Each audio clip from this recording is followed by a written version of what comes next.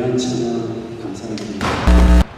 은혜라는 곡이 제가 한중앙교회에서 이제 떠나올 때 고별 설교하면서 제가 불렀던 곡인데 갑자기 노래 들으니까 제 눈물이 피고 이래서 감동적으로 불러주셔서 참 감사합니다.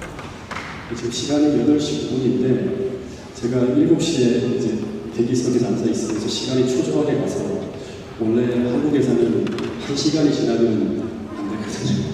그래서 8시 다 보니까 제가 설명할 시간이 좀 짧아지지 않을까 생각이 드는데 상관없는 거죠. 네, 감사합니다.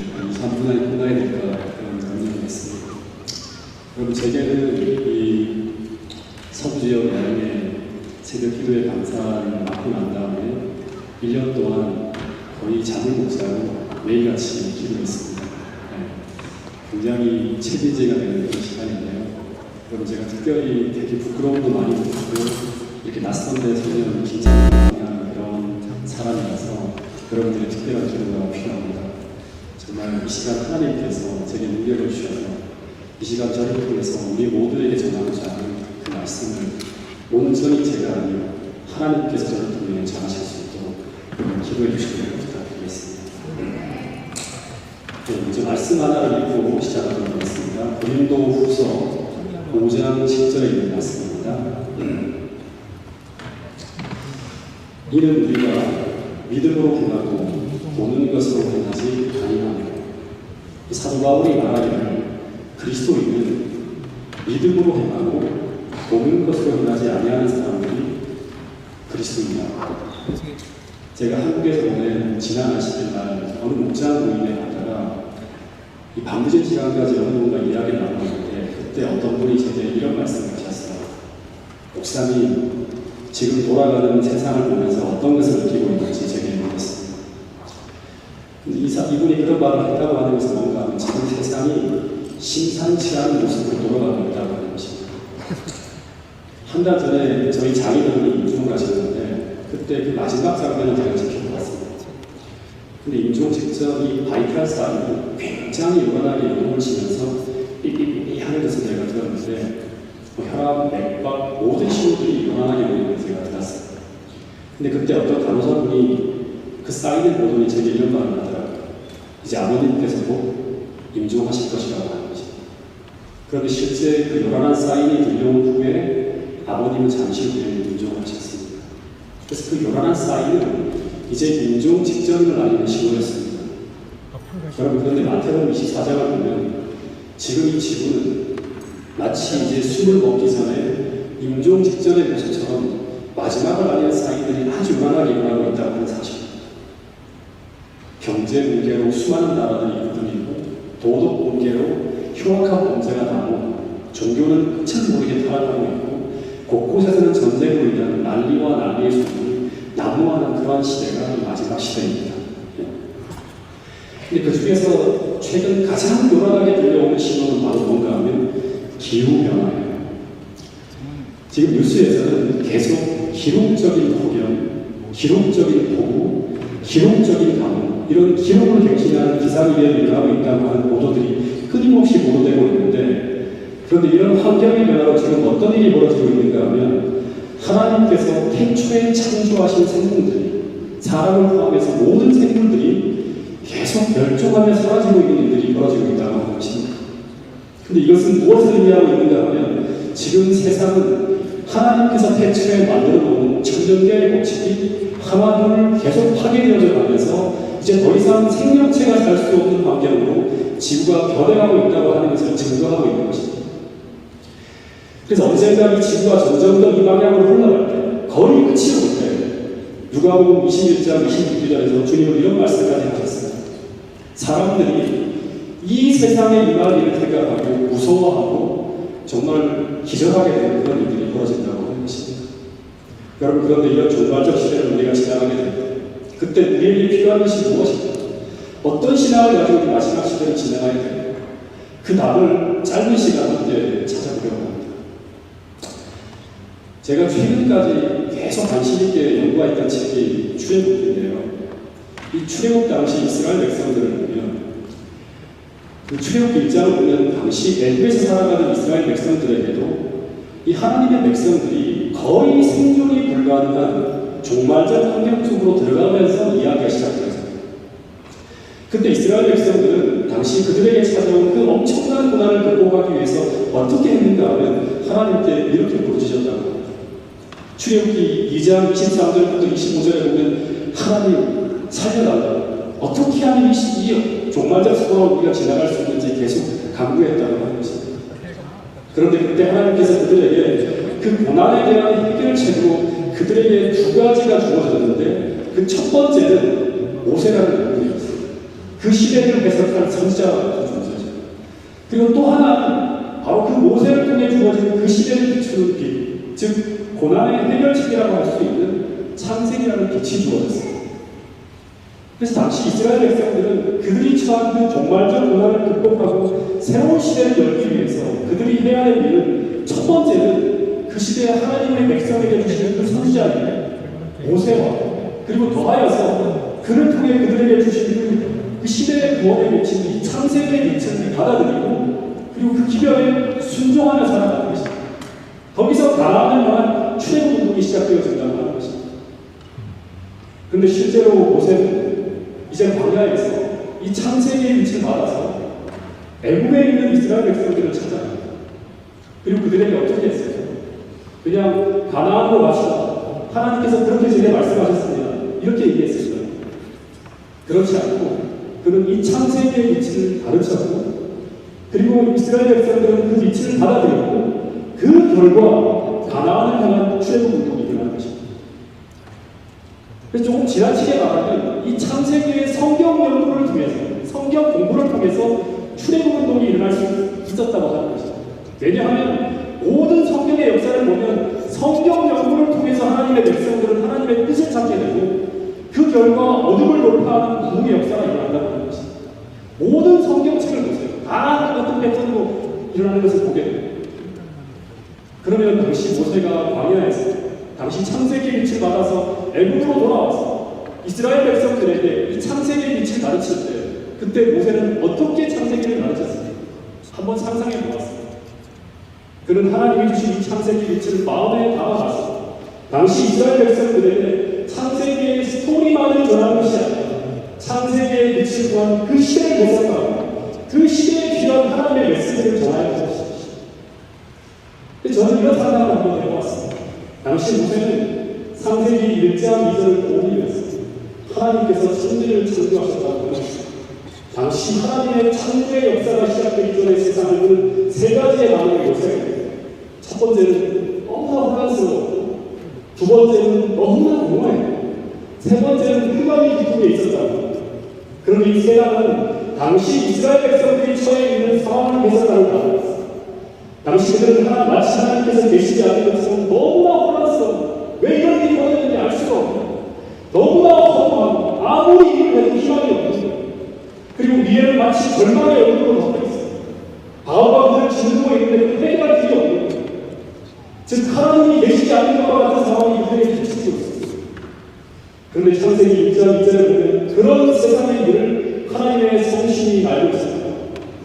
즉 하나님의 신 당시 이스라엘 백성들이 그런 복잡하고 혼란스러운 상황을 지나갈 때 하나님은 여전히 그들과 함께하며 그들이 가야 할 방향을 돕게 하고 또 그들이 잃어버린 하나님을 찾게 하며 그들과 함께하고 있었다고 하는 것입니다.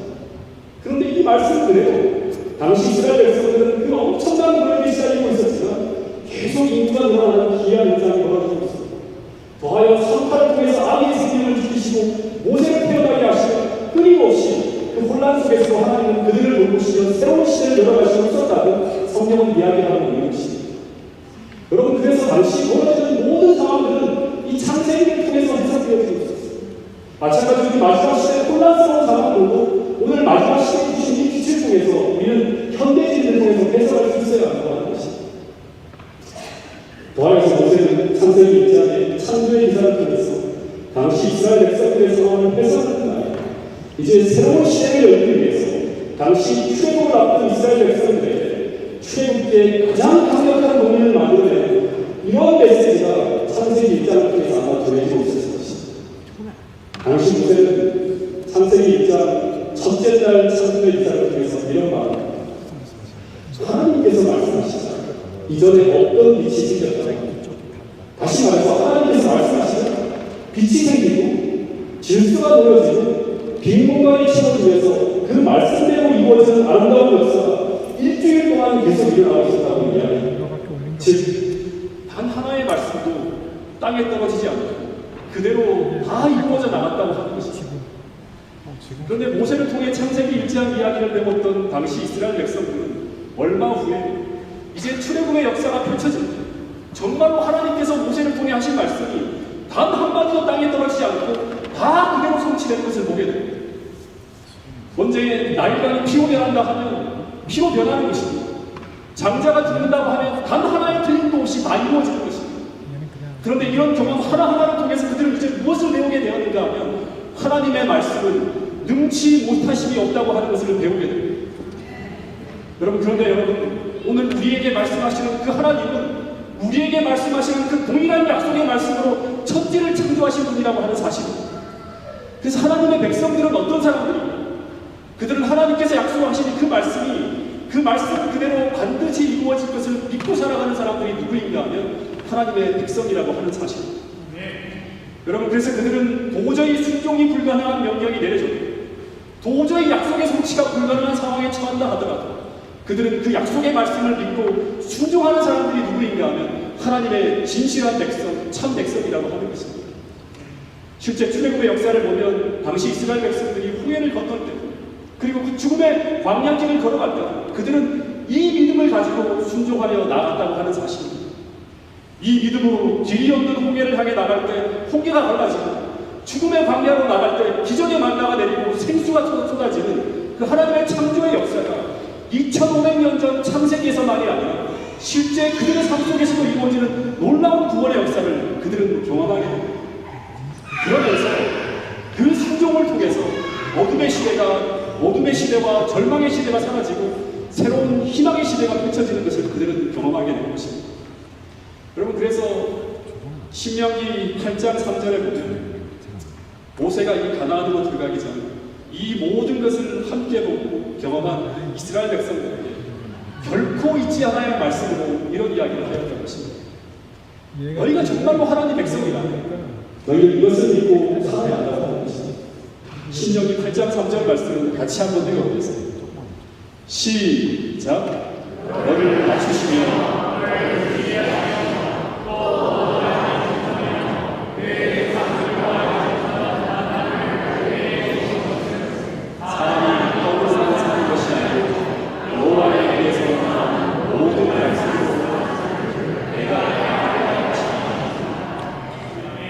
여러분, 머지않아 비례 우리가 안전하다고 믿고 살아가는 모든 것들이 무너져 내리는 종말적 상황 속으로 다 들어가게 될 것이라고 하는 것입니다.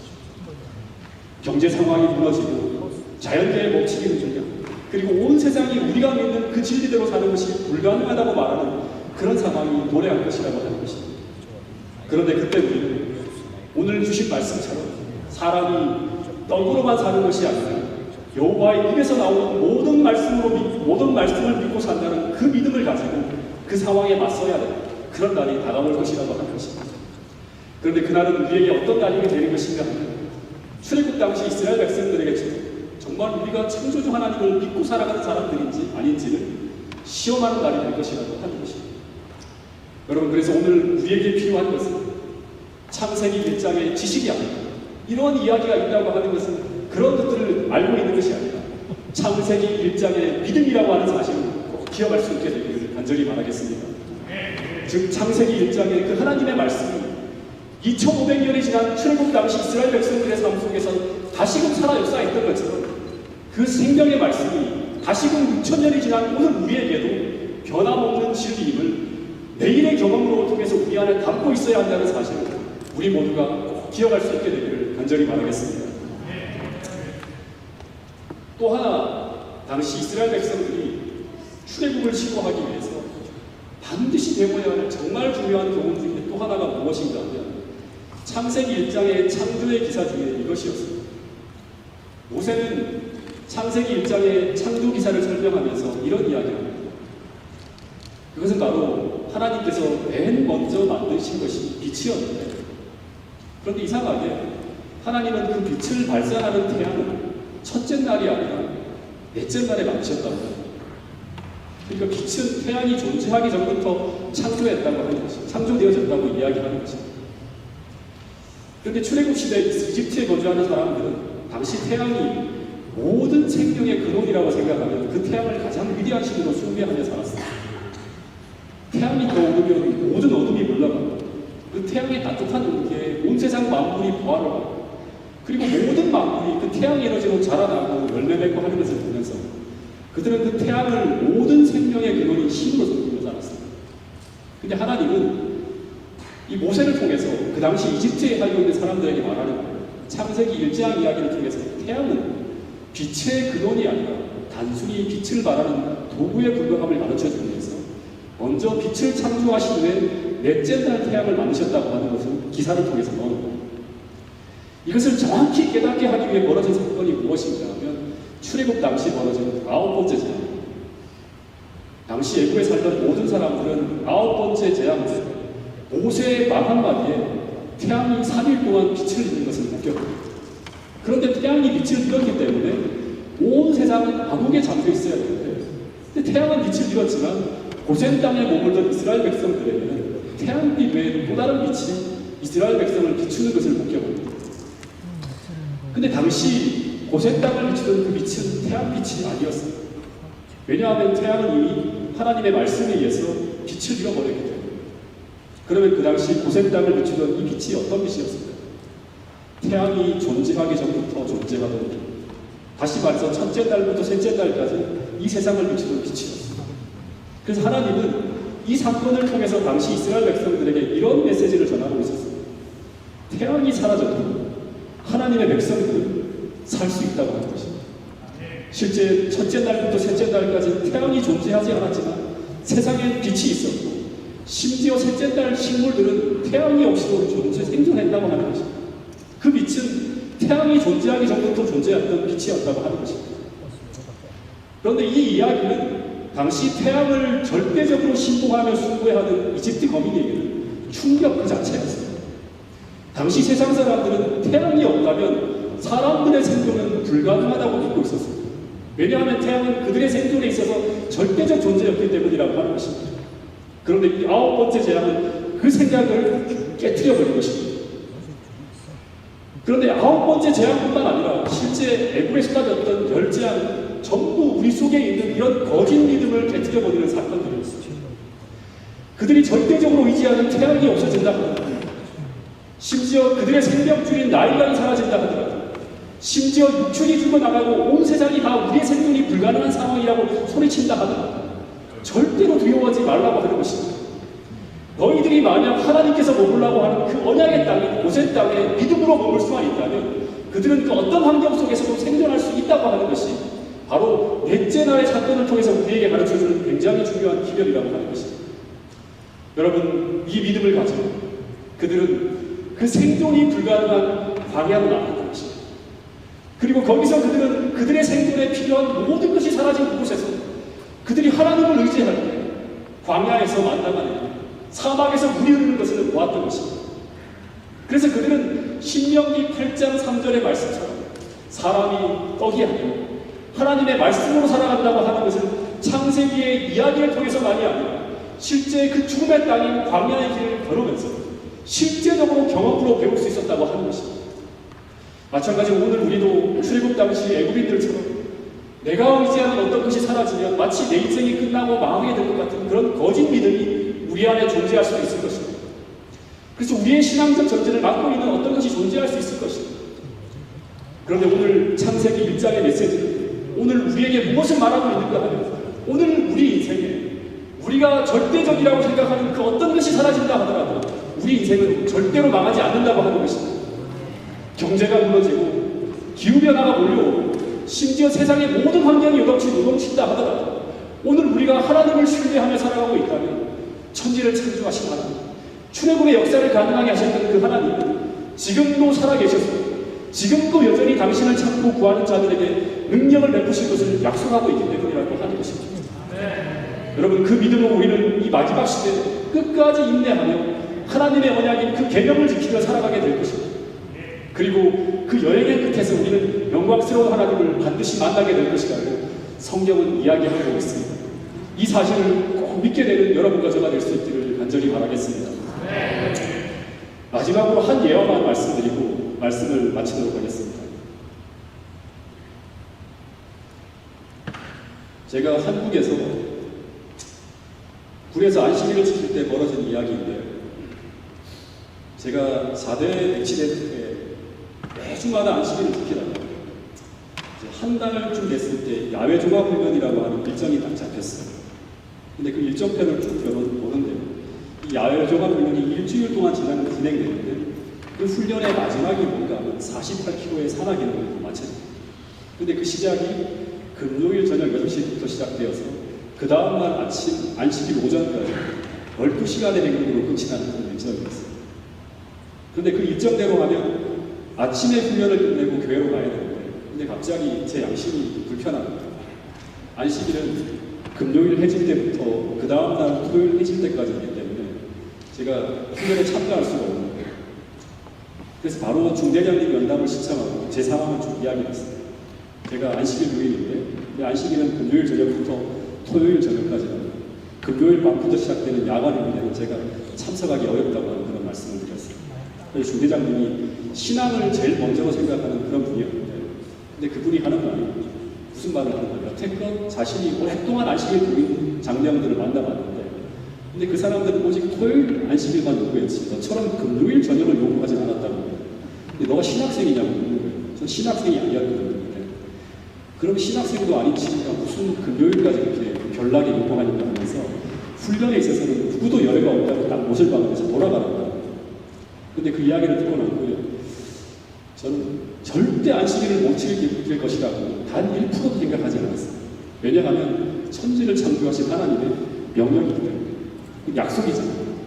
그러던 중 안식일날 교회를 갔는데 몇 주 후에 이제 금요일 저녁에 있을 청년 정상회의 순서를 챙겨드린 쭉 인원하는 거예요. 근데 순서를 쭉 들어보니까 그 순서를 청년들의 간증으로 하기로 결정했는데 날짜를 딱 보니까 그날이 바로 제가 훈련을 받는 금요일 안식일 시간이었어요. 간증할 사람이 없어서 고민이라고 합니다.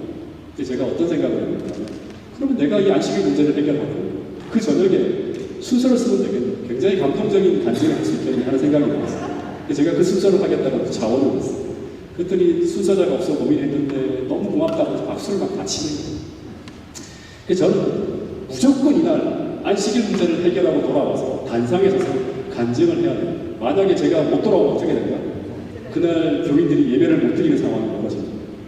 그래서 저는 좀 무모하니만큼 제 상황과 치러서 하나님께서 무조건 안식일 문제를 해결할 수밖에 없는 상황으로 만들어버렸어요. 그리고 저도 무조건 어떤 순간이 있어도 거기서 다녔습니다는 그런 마음을 가지고 그렇게 진행을 했어요. 그래서 훈련 나가기 바로 전주에 제가 정말 기도하고 기도한 거예요. 하나님께서 열어줄 것 같아요. 왜냐하면 안 되면 안 되니까 중대장님을 만났어요. 아주 비장의 강으로 중대장님께 부탁을 했죠. 근데 중대장님이 더 날카롭게 뭐라고 하는 거예요. 훈련엔 예외가 없으니까 열애가 없으니까 돌아가라는 말씀만 하면서 아주 정확하게 말하다가 말을 듣다가 가버렸어요. 큰일 납니다. 그리고 모레 훈련이 시작되었는데 일이 이상하게 돌아가요. 그 전주에 예정된 사단 태권도 심사가 미뤄지면서 연대장님의 명령으로 일단 태권도 심사를 맡기고 예정된 병력들은 훈련에 투입되지 못하고 대대본부에 남아서 태권도 승가를 기다리면서 심사관이 올 때까지 남아있게 돼요. 근데 제가 거기에 속해 있었어요. 계속 기도했죠. 하나님 혹시 이것이 다음 주까지 계속 연장이 되어서 내가 훈련에 투입이 안 되어서 안식일을 지키게 해달라. 하나님 이게 하나님 뜻이면 그렇게 해달라.